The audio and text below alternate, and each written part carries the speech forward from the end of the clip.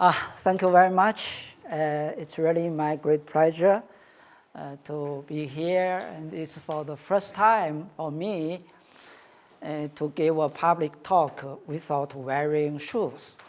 So this means shoes are not necessary degrees of freedom for the standard model. Yes, I will talk about the origin of neutrino masses and flavor mixing in two parts. The first part, I will cover the topic of neutrino masses. Why neutrinos are massless particles in the standard model, and why we should give them mass in a reasonable way. So I will try to convince you that the standard model effective field theory can tell us that neutrinos must have Yukawa interactions, must have tiny masses, and must be Majorana particles. So let's see whether you are convinced or not. In the second part, I will talk about flavor mixing dynamics, and as a byproduct, I will show you possible divergence when inferring the flavor ratios from the telescope to the astrophysical source, and due to the so-called mu-tau or flavor symmetry. This is a very small work, but I think it might be useful because we all know that in Baikal Lake, Russian team and possibly Chinese team will build a neutrino telescope to see the ultra-high energy cosmic neutrinos. I believe my lecture will be more or less overlaps with Dimitri's, Langjian's, and Grigori's, but it doesn't matter.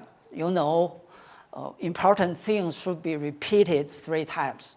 So let's see. All right, this is the manual of my first lecture. First, I will mention neutrinos, why they were taken to be massless in the standard model, just for a kind of simplicity or economy. So you know Chekhov's gun principle in literature writing. So one always neglect some degrees of freedom at the beginning. If you do not, of course, you have to come back to repeat those, what you have written in the beginning. And I highlight the standard model effective field theory, SMEFT, to give the neutrinos the possibility to have tiny Majorana masses. And as a somehow the UV realization of this Weinberg operator for small neutrino masses, I mentioned the so-called Minkowski mechanism. So on the market, it's called the Seesaw Mechanism, but originally it was first proposed by Minkowski. And if I have time, I will make some personal comments on other options. If I don't have time, then we skip this part.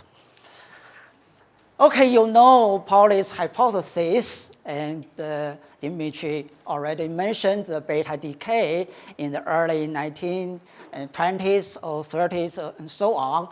So that motivated Pauli to conjecture the existence of a electrically neutral particle, spin half, and the small mass or massless.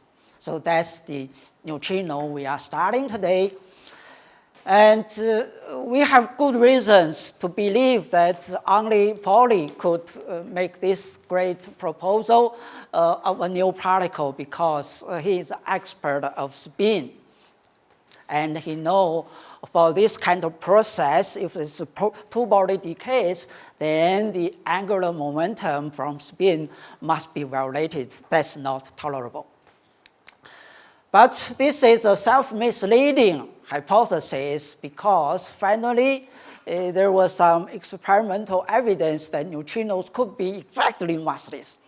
In this case, Pauli worried that his massless particle conjecture was not confirmed in experiments. So that's why in 1953 or 1954, he almost got non-abelian gauge theory, but he didn't publish it. And he gave himself an excuse like this from Schiffman's book. I have already introduced one hypothetical massless particle, and I had no nerve to introduce another one. So it's a great pity. It's a great pity. Yes, Dimitri also mentioned beta decay. This is a great effective field theory from Fermi. We can make a comparison between Fermi's effective field theory and Weinberg's Standard Model. You see, for the Fermi theory, we have a dimension 6 operator, and it's non-renormalizable. And for Weinberg's theory for weak interaction, it's dimension 4, it's renormalizable. So the W mass is just the scale of new physics. It's a cutoff energy scale for new physics. We can make a connection between these two, and we get a kind of gauge seesaw. We can explain why the Fermi constant is so small, just because the cutoff energy scale, the W mass, in the denominator. And very strange, in some sense, it's very strange, this Fermi constant has the unit GV minus 2, simply because it's a coupling constant for this dimension 6 operator. Yes, the lesson we can learn from this example is that some effective quantities at low energies are very likely to originate from new degrees of freedom, heavy degrees of freedom at a much higher energy scale. Standard Model is just an excellent example to interpret Fermi's effective field theory. And finally, Fermi's prediction for the beta decay was confirmed, and the neutrinos was discovered, but it's too late to party. And these experiments, Dimitri mentioned some of them. I believe Liang Jian will mention all of them, and including theory's contribution. And this make most people at that time believe that neutrinos should be massless. It's left-handed, it's left helicity. So this is a very strong message for most people at that time. But today we know it's wrong. It's more or less wrong. So believe neutrinos to be a massless particle is very reasonable from the theoretical point of view at that time. And we can come to the so-called Weyl particle with only 2 degrees freedom to describe a massless neutrino. We don't care about whether they are Dirac or Majorana in this case. But, Bruno Pontecover, in 1957, he published a paper, questioned the assumption of massless particle for massless neutrinos. And he argued that the 2-component neutrino theory might be wrong, and the Lambton number might be violated. So this is really a brave argument at that time, and he even predicted possible neutrino-antineutrino transition. In this case, it means neutrinos must be massive.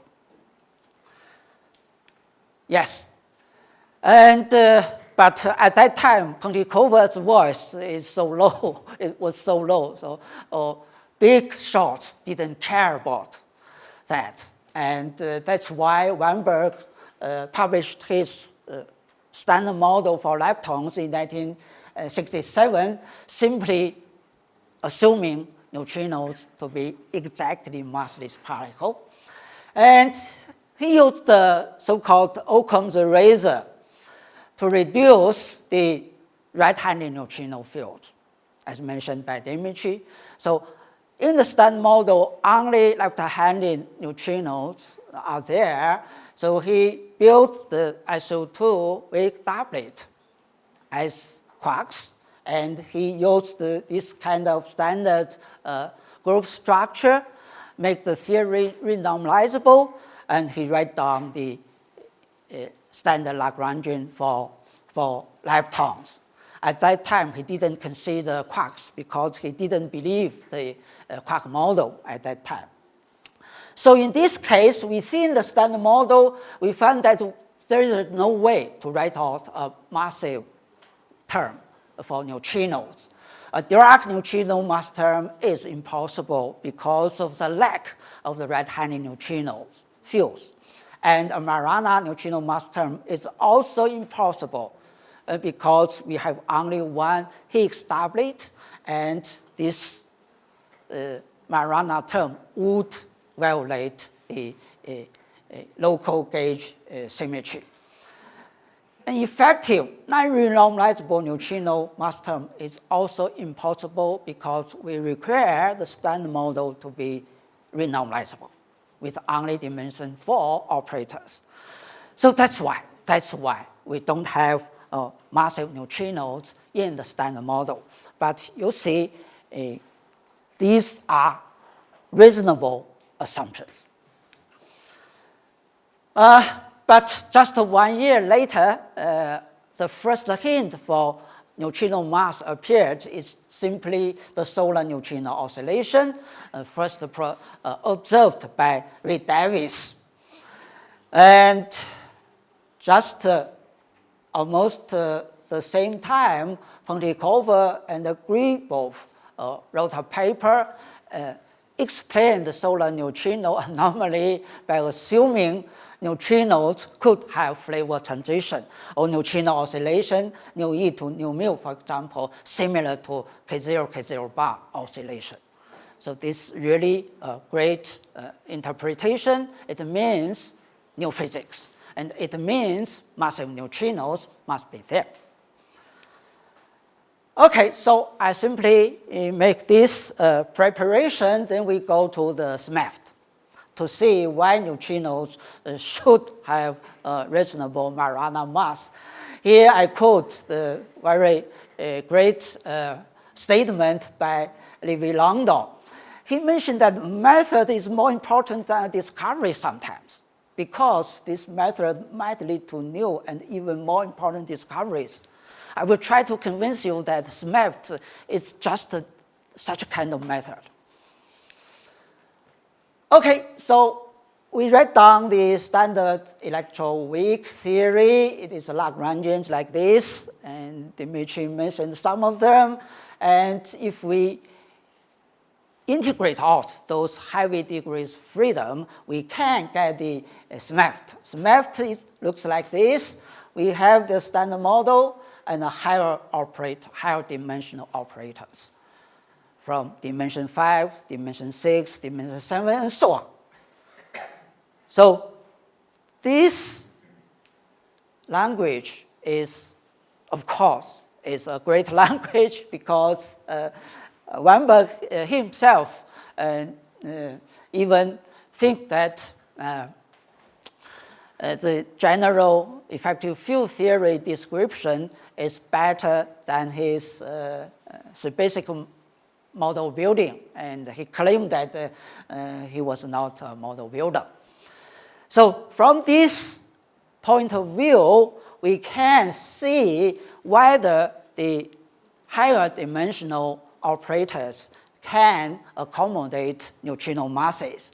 And actually, just in 1979, Weinberg pointed out that the unique dimension 5 operator in the standard model, effective field theory, can describe neutrinos and their Majorana nature. So here, for simplicity, I simply write out this dimension 5 operator, dimension 6 operator. Please note, for the effective field theory of the standard model, we write out those higher dimension operators only in terms of the standard model fields. No new physics, no new particles, no new interactions. So in this case, we take a look at this dimension 5 operator. We have 3 very, very, very important messages that you can take home. First, there must be Yukawa interactions for neutrino fields. You see, for these dimension 5 operators, we have Higgs field and lepton fields. So these leptons and Higgs fields must interact. It's just the standard Yukawa interactions. Second, the neutrinos must have tiny masses because after those Higgs fields acquire their vacuum expectation values after spontaneous symmetry breaking of the standard model, we will have the vacuum expectation value square over the lambda, the new physics cutoff scale. So we adjust this lambda to naturally suppress the value of neutrino masses, make them tiny enough to compare to fit current neutrino oscillation data. This can be done very naturally. And third, neutrinos must be Majorana particles because this operator violates B minus L by 2 units. Yes, if you believe in the standard model, and if you believe in the standard model effective field theory, and then I think you should trust these 3 consequences. Neutrinos are Majorana particles, have small masses. Yukawa interactions must be there. Yes. And then you can search for the neutrinoless double bit decay to see whether this prediction is really true and to see the Majorana nature. And also, there is the dimension 6 operator from the standard model, and we can predict proton decay. This proton decay process is B minus L conserving, but it's lepton number violating by 1 unit, baryon number violating by 1 unit. So here I leave a question to all the students in the audience. If we observe proton decay first, before the observation of a definite signal of neutrinoless double wave decay, can we claim that neutrinos should be Majorana particles? Because this proton decay violates lepton number conservation. So please consider this. Please consider this. Yes, we go on and we concentrate on the unique dimension 5 operator from the standard model. And we have mentioned it means Yukawa interactions for neutrinos, for neutrino masses, and Majorana nature. And we write down the Wilson coefficient for this operator. After spontaneous symmetry breaking, we have this effective Majorana mass term like this. And we can estimate the magnitude of this effective mass, and we can naturally get this 0.1 electron volt, for example, for the observed neutrino mass scale. So everything is qualitatively work well. But as you know, in the flavor sector, either within the standard model or beyond the standard model, for the flavor sector, there is no prediction, no quantitative prediction. We have to measure the masses of quarks, charged leptons, including neutrinos. We have to measure those flavor mix angles, including CP violating phases. So that's a weakness for standard model theory or other theory beyond standard model about the flavor sector. It's a pity. So no better idea at the present. Anyway, we see this relation is very similar to the gauge seesaw relation for the Fermi constant. So you can see the similarity between these two different kinds of new physics at that time. So we believe the seesaw in this way might be correct. Okay, now we do some exercises. Question 1, what does Majorana mean? If neutrinos are Majorana particles, the neutrino mass matrix mu must be symmetric matrix. And we can do this kind of field theory exercise to prove that mu's transpose is just itself. I will not go into detail. It's a very simple exercise. And the second message is we can use a unitary transformation to diagonalize this symmetric neutrino mass matrix to get the mass spaces with 3 mass eigenvalues, M1, M2, M3. And then we use the prime field to means the mass eigenbasis field, and we can define the Majorana neutrino mass eigenstate nu prime as the sum of this nu prime L and nu prime L charge conjugation. So it's nu1, nu2, nu3 corresponding to the mass eigenstates of 3 neutrinos. Then you can check that this nu prime satisfies the Majorana condition. It means the charge conjugation of the field is just itself. So when we say for the Majorana fermions, antiparticles are themselves, we are saying this in the mass basis, not in the flavor basis. So please take care of this.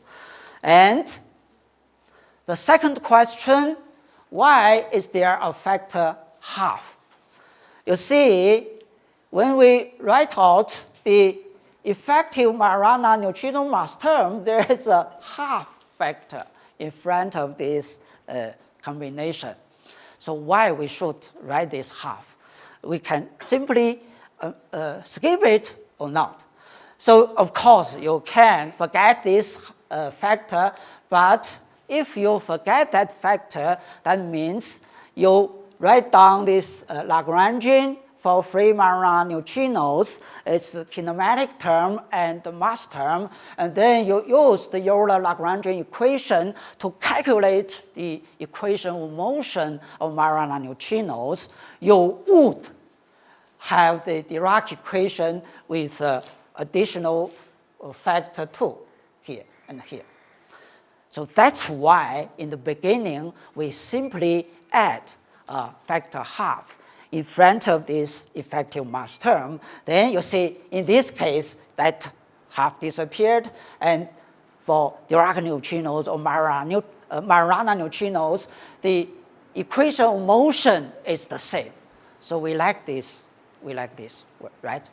So we don't have 100% confidence that neutrinos are Majorana particles. To me, I have, but some of you might not have. So in this case, we would like to have a common equation of motion for both Dirac and Majorana neutrinos. So that's why for the effective Majorana term, we have additional factor half.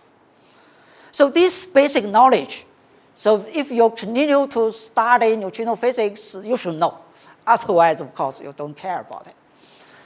Okay, so we make a transformation from the flavor basis to the mass basis.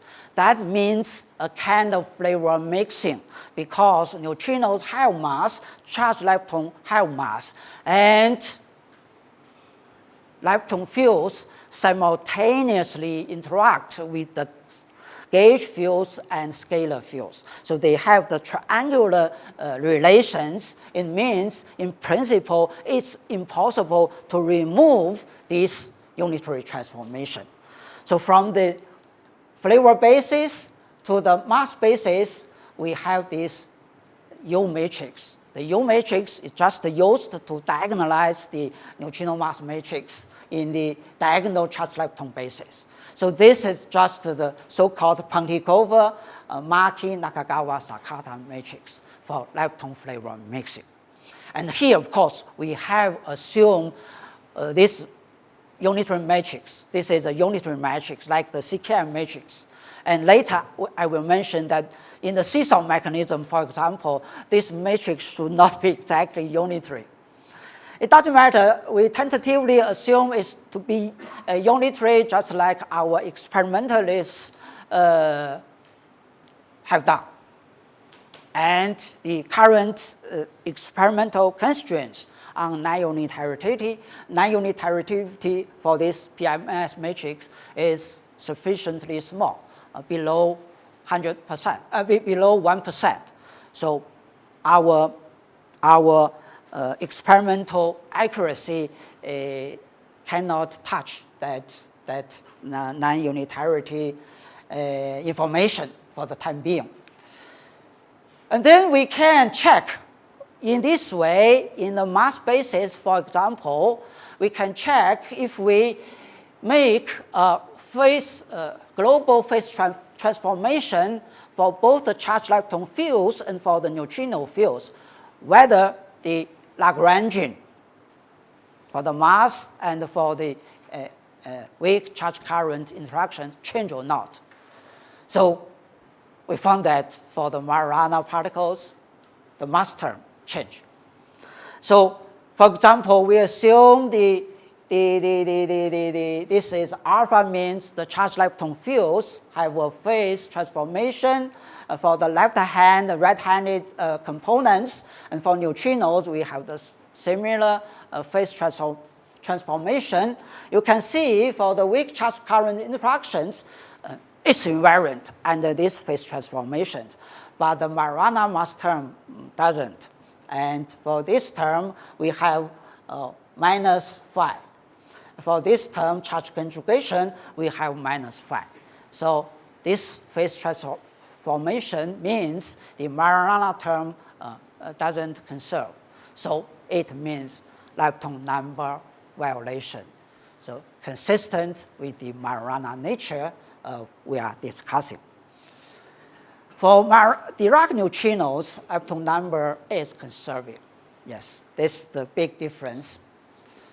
There's a big difference. Then we continue to make a parameterization of the 3x3 unitary lepton flavor mixing matrix. You can see this in all the neutrino literature, also in the particle data groups review book. But how can we finally left with only 3 phase parameters for the Majorana neutrinos? Here I show you the easy way to remove those redundant phases. So we start from the Euler-like parameterization for each 2 dimensional flavor plane. We use, for example, here you see 1 rotation angle and 3 different phases to parameterize this 1, 2, for example, rotation. And for the 1, 3, 2, 3, we do the similar things. Then we make this product. So in principle, this product contains 3 rotation angles and 9 phases. But we can factor out some of the phases from the left-hand side and right-hand side. So here, in between, we have a non-removable phase. We call this delta, just like the Kobayashi-Masukawa phase for quark flavor mixing. And P nu contains 2 phases. We call them Majorana phases. But of course, they must be. So on the left-hand side, these 3 phases can be absorbed by redefining the charged lepton fields, the phases of charged lepton fields. So then, finally, we are left with delta, rho, and sigma, with 3 physical phases for Majorana neutrinos. And rho and sigma are only sensitive to lepton number violating processes, and the delta can appear in neutrino oscillation, characterizing the magnitude of CP violation. Yes, this is the physical phases. It's a combination of those original phases that you introduced, and this is the removable phases. So if you like, you can do a similar exercise to convince yourself that we are only 3 physical phases for Majorana neutrinos. But if you don't like, it doesn't matter. So, okay, we continue to consider the PMNS matrix. It's not really unitary. It's not exactly unitary, because if we start from the Weinberg's effective field theory of the standard model, we have just discussed the dimension 5 operator, but there is also dimension 6 operator. This dimension 6 operator is lepton number conserving. It doesn't contribute to neutrino mass, but it can contribute to lepton flavor mixing, and it makes the 3x3 lepton flavor mixing matrix not exactly unitary, and we will get a kind of unitarity violation. And this kind of unitarity violation we can describe, let me see. Okay, yes. We can describe later in the standard model effective field theory. So I just convince you that if at least neutrinos should have mass, and this dimension 6 operator should contribute to a slight unitarity violation.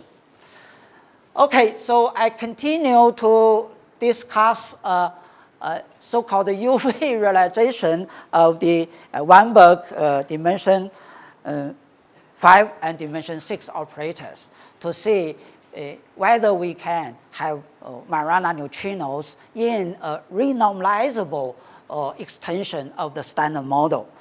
So this can be done. This can be done. It's just the Minkowski mechanism. And there are many, many models on the market, but we don't know which one is convincing. So at least for myself, I only believe in the standard model. So standard model is my only hammer. I want to use standard model and standard model effective field theory to solve the neutrino mass problem. I don't believe other possibilities for the time being. So in this case, let me how to do that. So actually, this was done as quite early in 1977 by the Swiss physicist Peter Minkowski. He wrote a paper entitled mu2 E gamma at a rate of 1 out of 10 to 9 muon decays. So he wanted to propose a theory to predict mu2 E gamma, this kind of lepton flavor violating process. But in doing so, he introduced the 3 red-handed neutrinos, allowing the Yukawa interactions and allowing the Majorana mass term. So it's actually, today we call it the Seesaw Mechanism, named by Yanagida and some other people. So Peter Minkowski was very unhappy that his mechanism was named by other people in a name that he didn't like. Okay, anyway, in the Seesaw Mechanism, we have the line neutrinos, because line neutrinos belong to the standard model. They must be there. But the right-hand neutrinos, and finally in the mass states, they become the heavy stereo neutrinos in some sense. So both can contribute to the mu2 E gamma, and heavy degrees freedom play the central role in this rare process. So today, we use mu2 E gamma to constrain the seesaw parameter space in the most stringent way. So this is really interesting. Why? Why the Minkowski mechanism is most natural? Let me give you some arguments. So please see whether these arguments are convincing or not. First, neutrinos surely have the right to be right-handed. So other fundamental fermions have the right-handed components. Why not for neutrinos? So if, as you see, in the standard model, we don't have the right-handed neutrino field, so we see a left-hand, right-handed asymmetry. So if we put right-handed neutrino fields in the question mark here, of course, it looks better, right? It looks more symmetric. So this is a very natural addition of right-handed neutrino fields. And in this case, of course, the right-handed neutrino fields and left-handed neutrino fields, they are not mirror counterparts. They should belong to different worlds, have different languages. So but if we have the right-handed neutrino fields, of course we can construct the Yukawa interactions. So why not? So we simply follow the standard model strategy for other quarks. For charged leptons, we have the Yukawa interactions. Now for neutrinos, we also have the Yukawa interaction. So this is also very natural, straightforward. And then we notice that the gender of neutrinos is a little bit strange compared with the quarks and the charged leptons. It's electrically neutral. That means it's not clear. Its gender is not so clear. So that makes very fair to add a Majorana mass term with right-hand neutrino fields and their charge conjugation fields. Essentially left-handed, we construct a Majorana mass term. Majorana mass term like this. So if you don't like this, you might argue, why don't you use the right-handed quark fields and their charge conjugated fields to construct quark Majorana fields? We cannot do that. We cannot do that because charged leptons and the quarks have electric charges.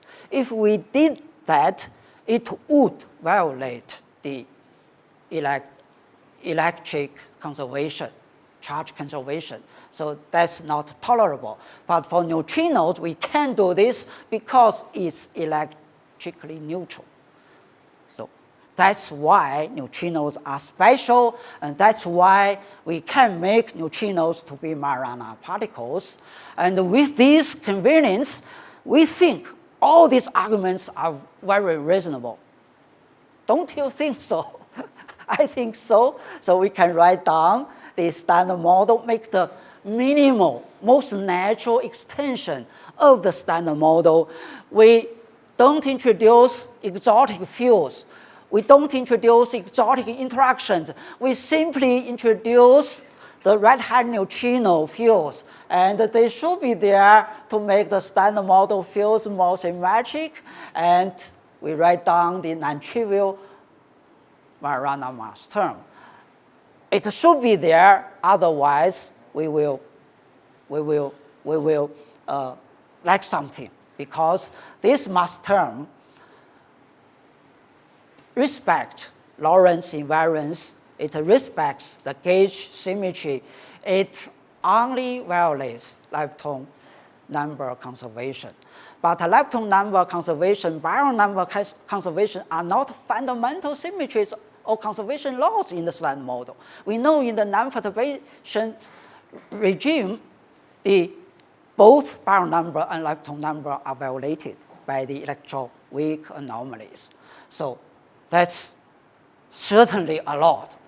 Then we can have this Lagrangian, and we make the basis transformation from the interaction of flavor basis to the mass basis, and we get the seesaw mechanism.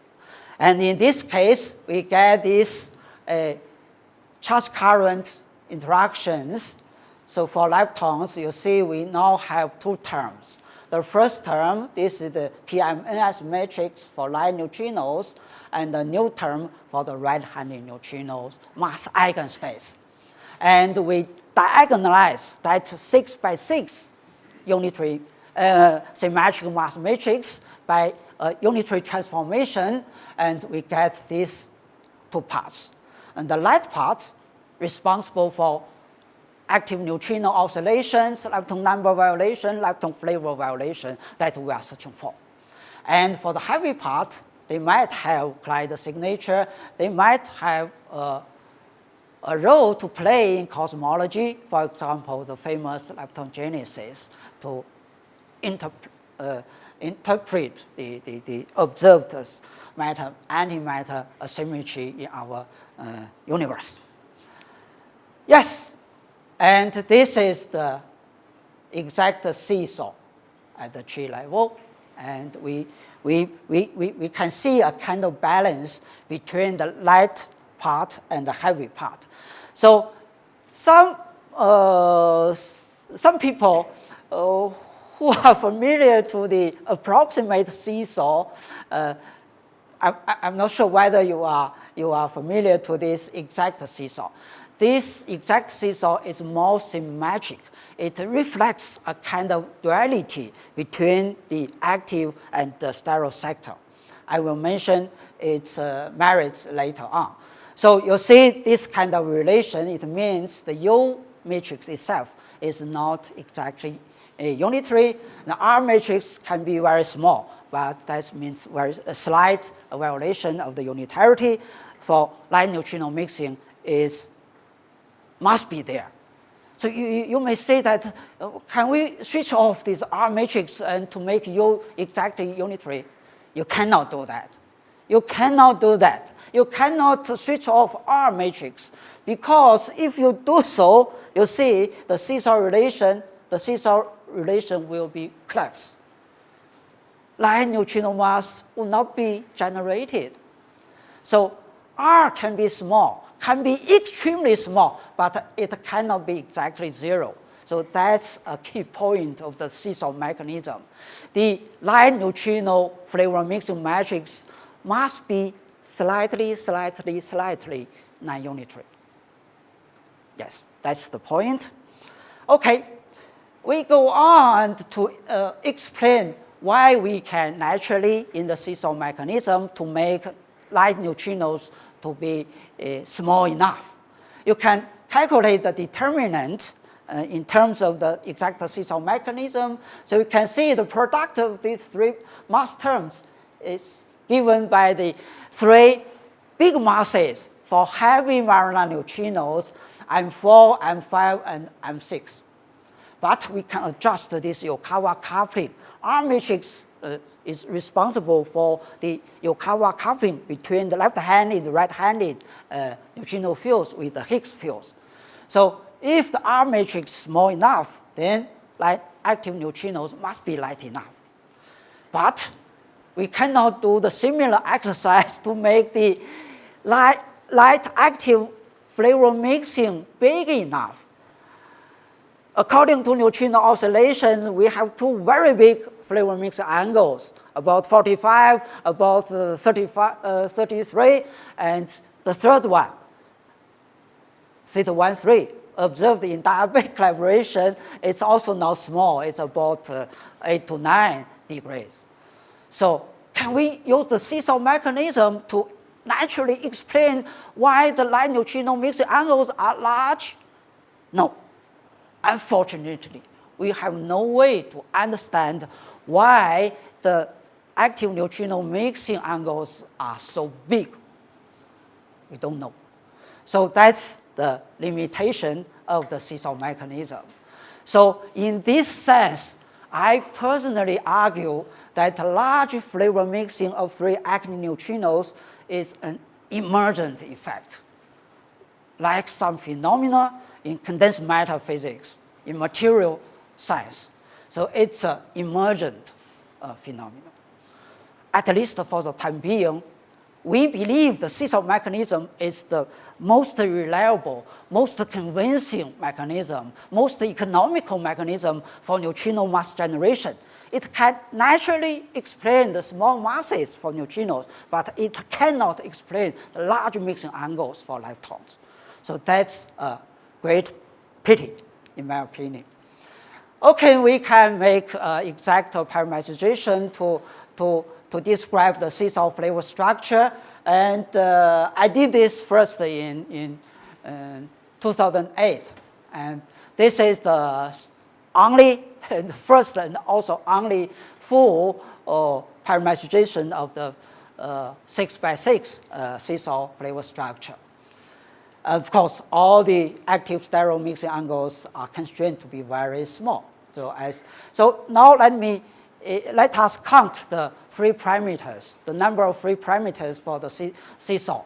We have 18 original parameters, 6 light masses, 6 heavy masses, and 9 independent flavor mixing angles, and 6 independent phase parameters. So too many. It's really too many. This is not good. This is ugly part of the seesaw mechanism. As you know, even within the standard model, we have the KM mechanism for flavor mixing and CPU variation, but all those flavor parameters are arbitrary, cannot be predicted from the mechanism itself. So they can only be measured experimentally.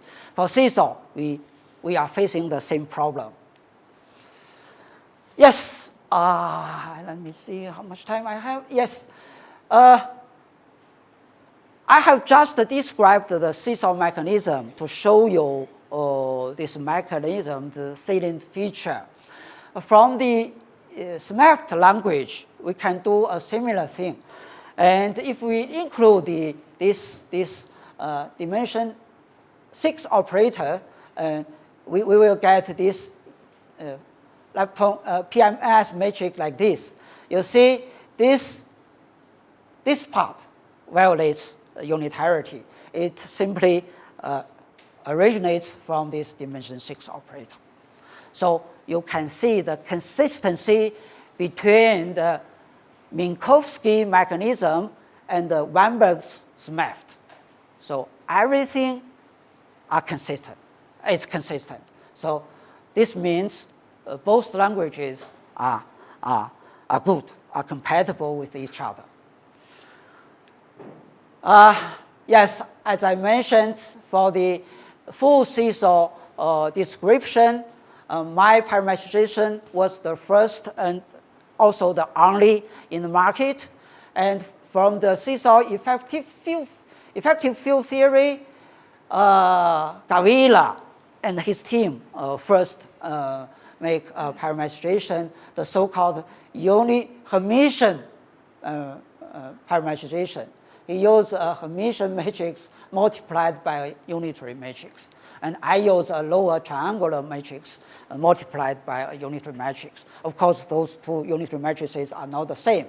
And my parameterization is more favored in phenomenology because it's for neutrino oscillation data fitting, it's much simpler. But their parameterization is better for effective field theory, because if we construct those high-dimensional operators, and they naturally appear as a Hermitian form. Okay, we can consider some other things. I skip this. So here I just emphasize the future experiment to confirm neutrinos do have Yukawa interactions. We see this picture from the ATLAS and the CMS at the RSC, and we have confirmed some Yukawa interactions even for the second generation muon. For the charm quark, the experimental error is still big, but people are doing so. And some young researchers are very ambitious to try to detect the first generation, for example, electron electrons Yukawa coupling. In the far future, in the high luminosity RSC, or in the FCC, EE, or the CEPC collider in the foreseeable future. So we have to ask ourselves, if we believe neutrinos have mass, if we believe the standard model effective field theory or the seesaw mechanism, there must be neutrinos Yukawa interactions. Neutrinos cannot be an exception.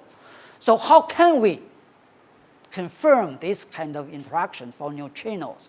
We cannot do that directly in any accelerator experiments, but we can do them indirectly from neutrino oscillations, from some non-accelerator experiments, including the mu2e gamma, neutrinoless double bit decay, and so on, even in cosmology. If there are really heavy neutrinos and they can decay and they have some cosmological consequences.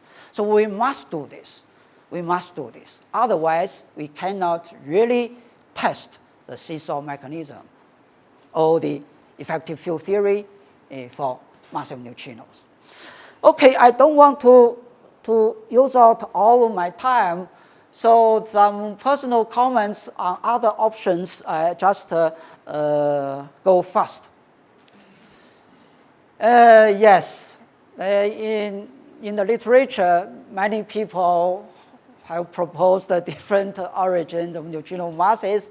You know, beside the Minkowski mechanism, the so-called type 1 seesaw, the type 2, type 3, type 2 plus 3, and so on, and the radiative generation of the neutrino masses.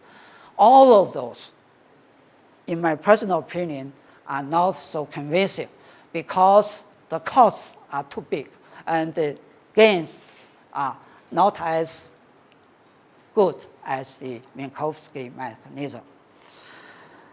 And Minkowski mechanism is definitely supported by Weinberg's SMAFT. So that's most convincing to me.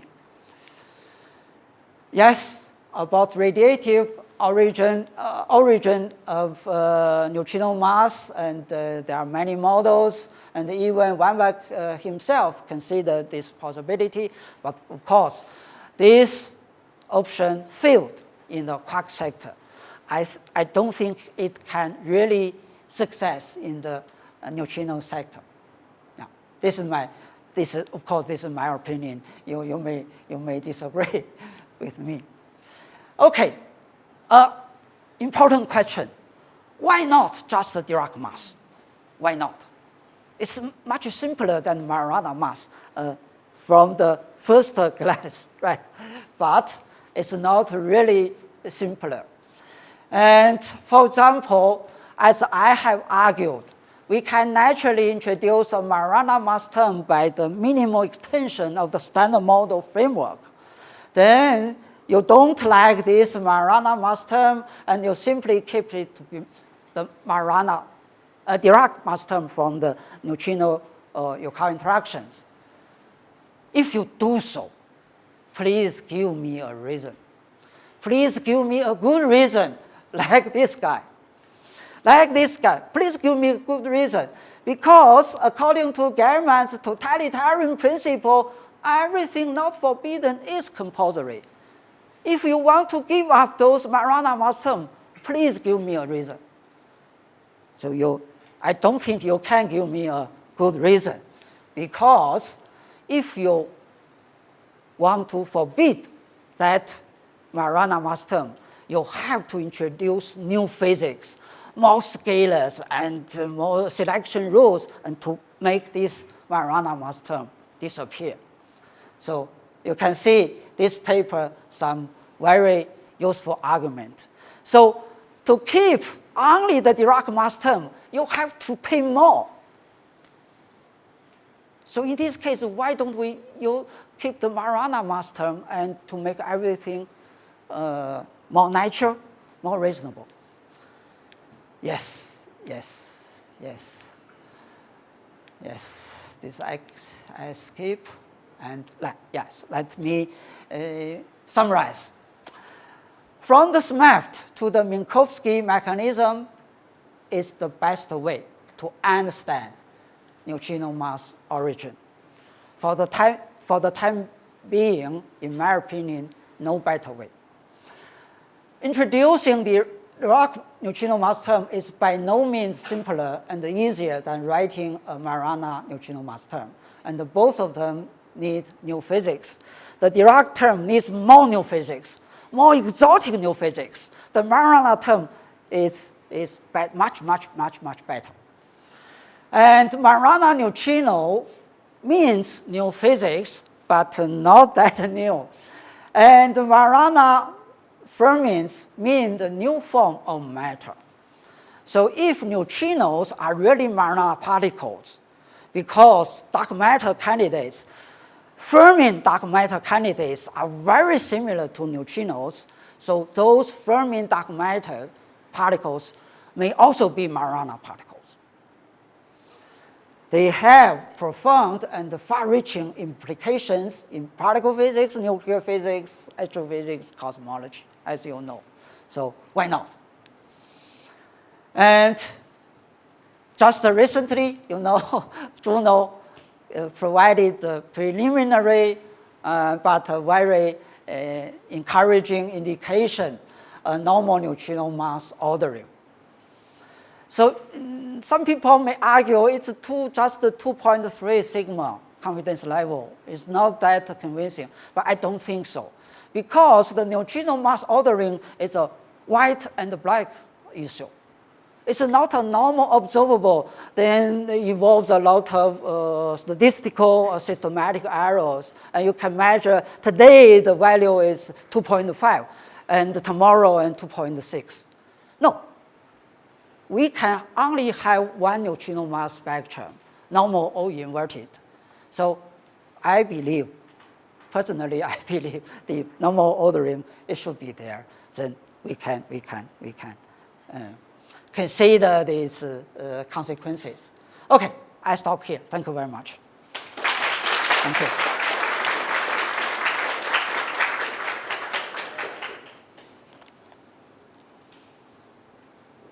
Thank you very much. Thank you. Questions?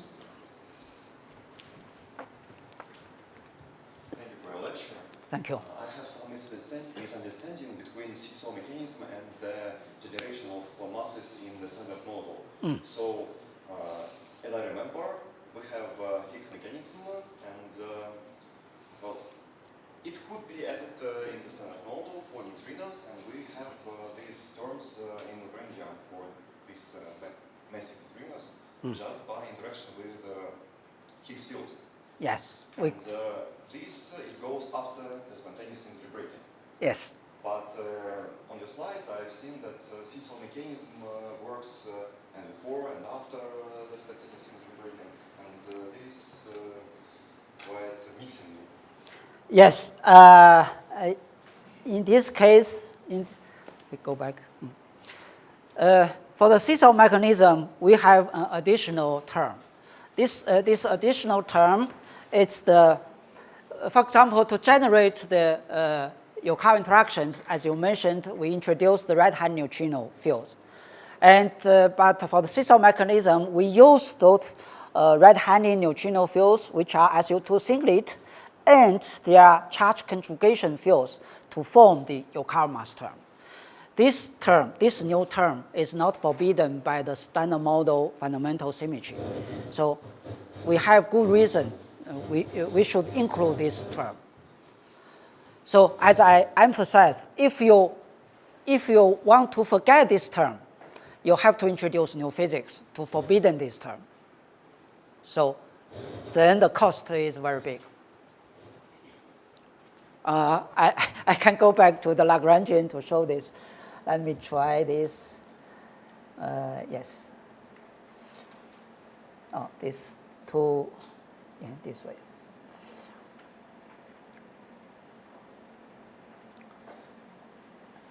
Yes, here.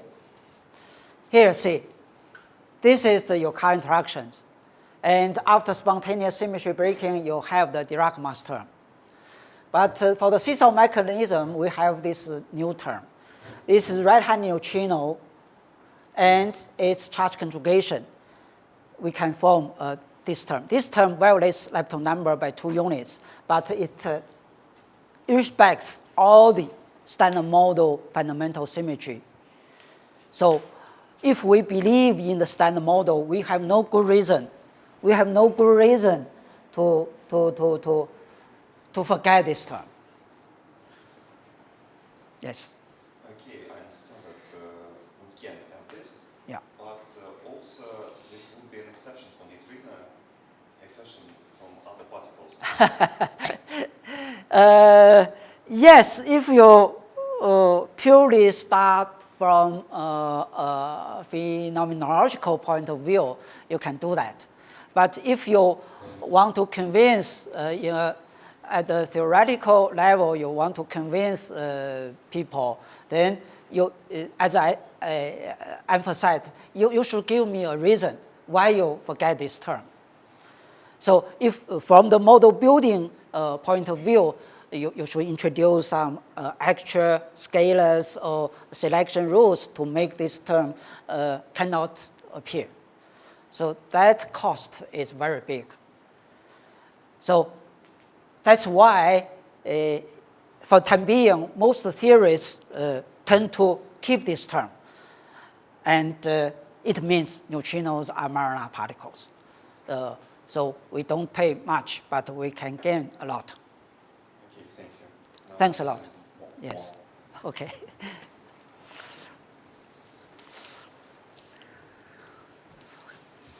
Thank you for your insightful lecture. Thank you. I have 2 small questions. Actually, I haven't learned about SMEFT theorem and model. And as I understood it correctly, you said that SMEFT, standard model is the small part of SMEFT at low energies.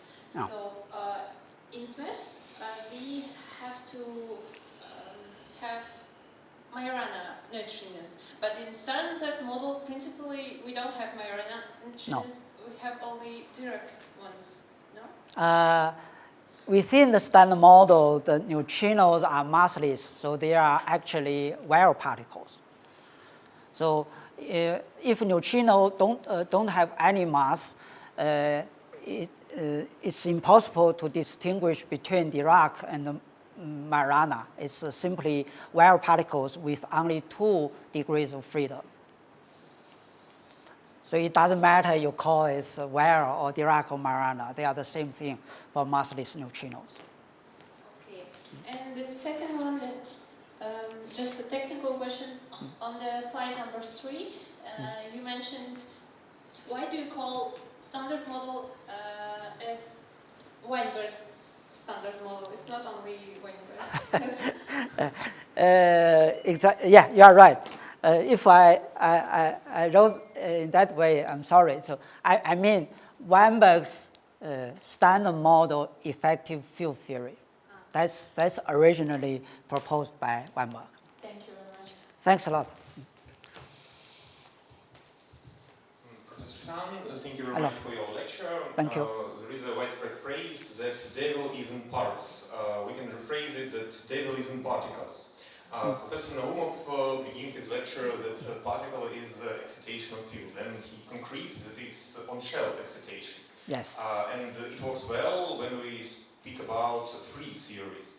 But in standard model we have interaction, and you clear shows us that, for example, exist 2 types of bases: flavor basis and mass basis. Yes. So, according to the Dux theorem, should we concrete what is the particles with, in series with interaction? Yeah, that's a very good question. I might not be able to satisfactorily answer you. Let me try. From the beginning, in my tomorrow's lecture, I will mention Levy and German's work in 1960. Before that work, people simply assume flavor and the mass basis were the same thing. And, but they see some discrepancy. And then they introduce the so-called flavor states, and to means there should be flavor mixing in the quark sector. And in lepton sector, we later follow the similar language. So you are right. If we only consider free particles without any interactions, of course, they have the definite masses and other quantum numbers. And you know, in QCD, in strong interactions, we define the mass eigenstates of quarks by using their strong interaction state. And the quarks can participate in weak interactions, and then those states are the flavor states. But for neutrinos, they don't take part in any strong interactions. So in this case, how can we define a mass eigenstates of neutrinos? We assume they are free in our space, then travel. They travel with definite mass. So we define neutrinos and charged leptons with definite masses when traveling. So we call them, those states are the mass eigenstates. So that's a big difference. So in this case, and you know, for our modern quantum field theory, in particular for standard model, electromagnetic interaction and weak and strong interaction, all of them based on the abelian or non-abelian gauge symmetries. And the salient feature of gauge symmetry is you start from consider free particles, and there are kinetic terms and mass terms, but finally, if you want to keep this Lagrangian to be free phase, local phase transformation invariant, you must simultaneously introduce the interacting fields, the gauge fields, the vector fields for. So this is the foundation of our today's quantum field theory. That means our present Lagrangians are all written as the interacting Lagrangian with the free fermions, but kinetic terms, and their interactions with gauge fields. So the interactions and the free particles cannot be separated in this language. This is my understanding. Dimitri, what do you think? Yeah. So that's and another tricky thing for the standard model. For example, in the quark sector, within the standard model in the quark sector, the quark fields, they are fermion fields, simultaneously interact with the scalar fields and the gauge fields. So their relations are the triangular relation. Triangular relation. That means we can remove something by consider one kind of interaction, but we cannot simultaneously remove something from these triangular relations. So that's why finally people realized in the beginning of 1960s that interaction basis should be different from the free particle mass basis. So that's the appearance of flavor mixing and later CP violation. Yes. Thank you. Thank you very much.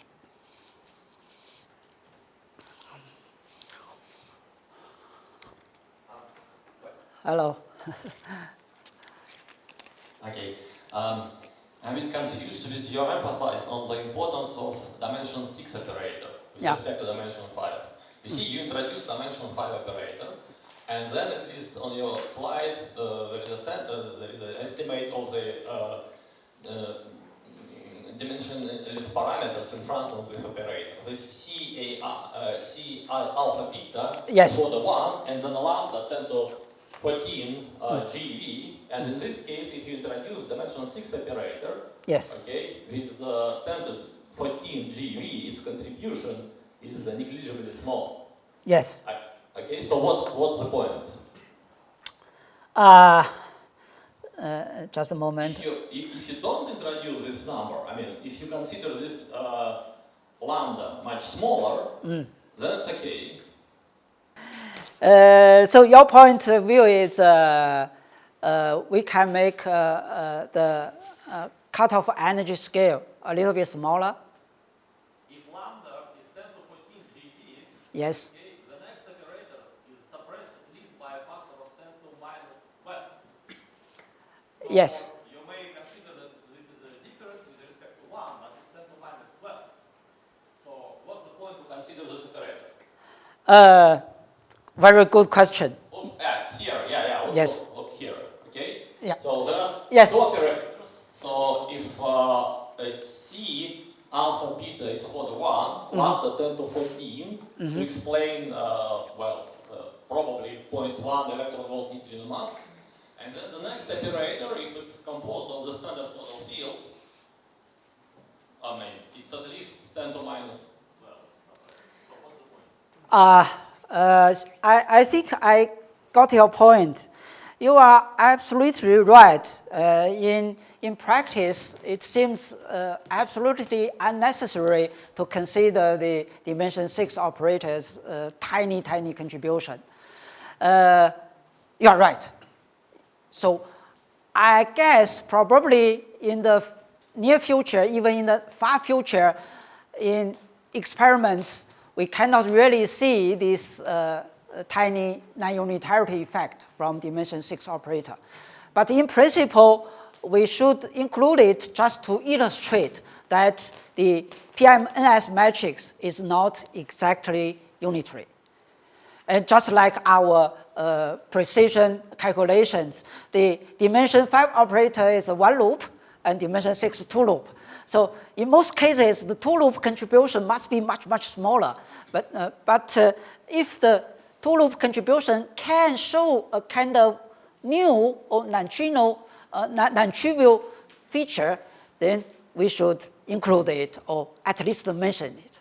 Yes, I fully agree with you. Yes. Thank you. Thank you. As I know, now we have restrictions to have one sort of neutrino to have zero mass. It's possible, yes. Yes. But as I understand it, I suppose you like beautiful numbers and beautiful theories, but still interesting. Your opinion. What do you think about this? If it's possible or not? I think in principle, one neutrino can be neutrino's mass can be vanishing or vanishingly small.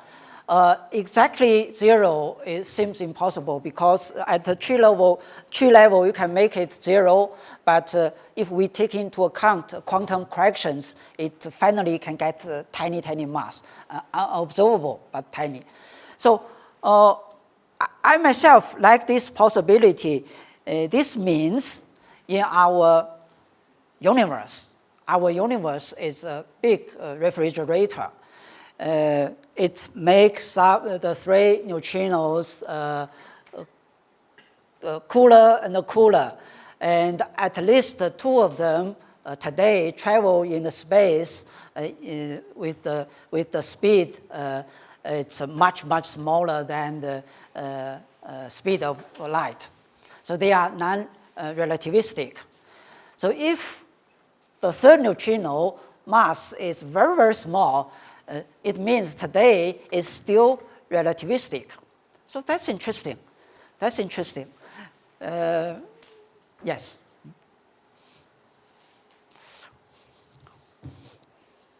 Thank you very much for your very interesting Thank you. comprehensive lecture.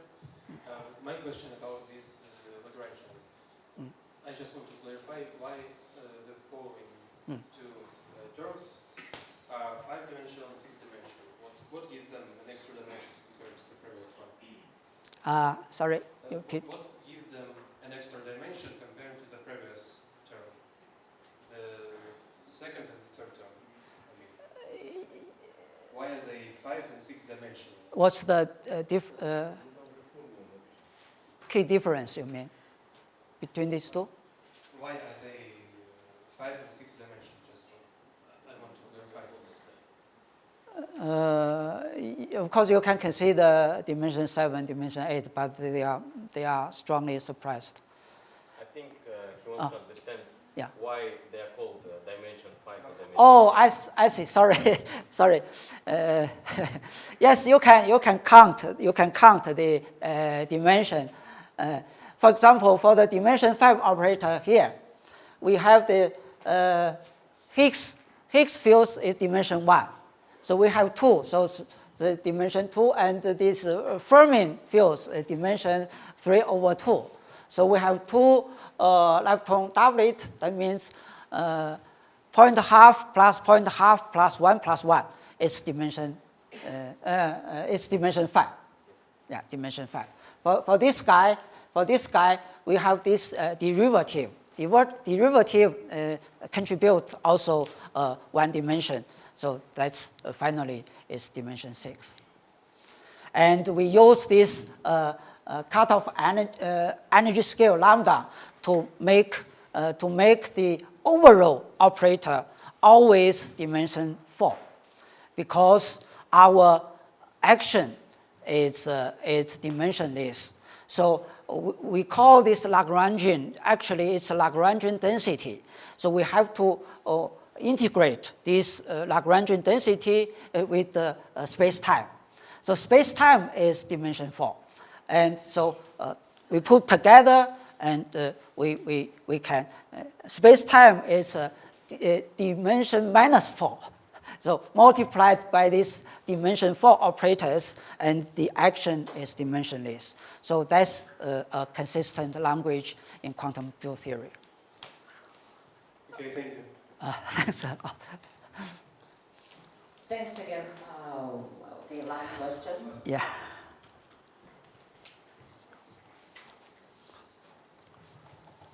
Thank you for your great lecture. Thank you.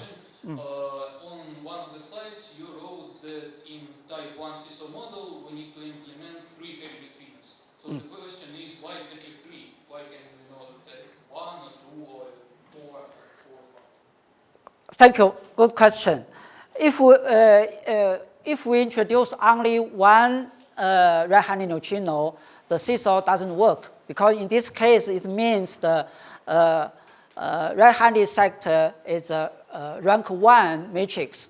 It will result in 2 light neutrinos to be massless, so inconsistent with this, the present neutrino oscillation measurement. So introduce 2 right-handed neutrino fields is okay. We call this the minimal seesaw mechanism. 3 is better because we have 3 light neutrinos. We hope to have this kind of number 3 to 3 correspondence. And 4 right-hand neutrino, of course, we can, in principle, introduce any generation, but that will introduce more free parameters. So from the simplicity and the number generation correspondence, so we think introducing 3 right-handed neutrino fields looks most reasonable. Thank you. Thanks. Okay, thanks again, our lecturer. Thank you. Thank you.